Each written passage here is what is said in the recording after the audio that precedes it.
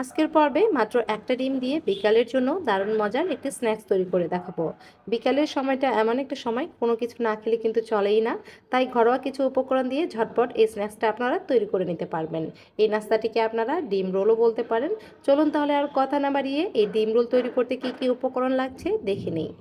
ডিম রোল তৈরি করার জন্য প্রথমে একটা মিক্সিং বলে নিয়ে নিচ্ছি 1 কাপ পরিমাণে ময়দা, সাথে দিয়ে দিচ্ছি হাফ চা চামচ লবণ আর দিয়ে দিচ্ছি 1 টেবিল চামচ পরিমাণ তেল। এখন এই তেলের সাথে ময়দাটা ভালোভাবে মাখিয়ে নিচ্ছি। অবশ্যই প্রতি কাপ ময়দার জন্য হাফ চা চামচ লবণ দিবেন, খুব বেশি লবণ দেওয়া যাবে না, এতে করে কিন্তু লবণটা বেশি হয়ে যাবে। তো এরপর ডোটাকে ভালোভাবে মাখিয়ে নিয়েছি, অবশ্যই নর্মাল পানি দিয়ে মাখিয়ে নিতে হবে। আর উপর থেকে কিছুটা তেল লাগিয়ে ডোটাকে আমি রেস্টে রেখে দিচ্ছি 10-15 মিনিটের জন্য। এখন এই ডিমের পুরটা তৈরি করে নিব। প্রথমে একটা ফ্রাইং প্যানে 2 টেবিল চামচ পরিমাণ তেল দিয়ে দিচ্ছি। এরপরে হাফ চা চামচ ফোড়ন দিয়ে দিলাম। ফোড়ন ফুটে উঠলে দিয়ে দিচ্ছি আমি 2টা মিডিয়াম সাইজের পেঁয়াজ কুচি।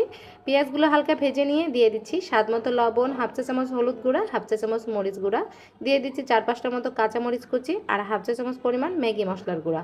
এই ম্যাগি মশলার গুঁড়াটা অপশনাল, চাইলে নাও দিতে পারেন, তবে হাতের কাছে থাকলে দিয়ে দিবেন। এই মশলাটার কারণে সুন্দর একটা স্মেল পাওয়া যায়, যার কারণে রোলটাও খেতে কিন্তু ভালো লাগে।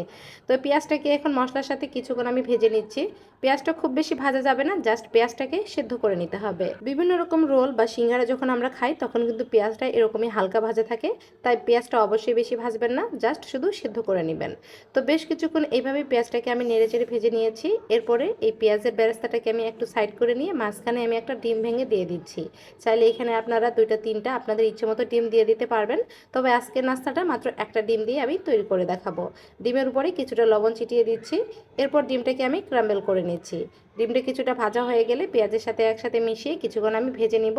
আর ভেজে নিলে কিন্তু এই ডিমের পুরটা তৈরি হয়ে যাবে। তো আমার এই ডিমের পুরটা কিন্তু হয়ে গেছে, খুব বেশি কড়া করে ভাজবো না। এখন এই পুরটাকে আমি নামিয়ে নিচ্ছি।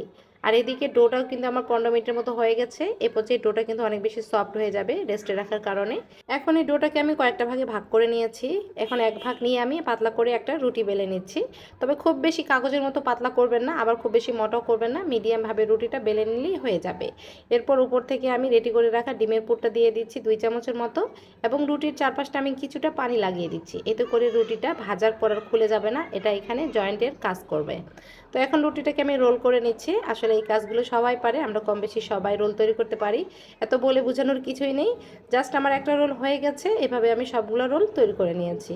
তো এখন চলে এসেছি রোলগুলো ভাজার জন্য। কড়াইয়ে আমি তেল দিয়ে দিয়েছি, তেলটা হালকা গরম হয়ে গেলে আমি রোলগুলো দিয়ে দিচ্ছি, এবং এক পাশটা যখন সুন্দর একটা কালার চলে আসবে তারপরে আমি উল্টিয়ে দিচ্ছি, এবং অপর পাশেও আমি এভাবে ভেজে নিব। চুলার ফ্লেমটা অবশ্যই মিডিয়ামে রাখবেন, খুব বেশি হাই হিটে ভাজবেন না, এতে করে খুব দ্রুত কালার চলে আসবে।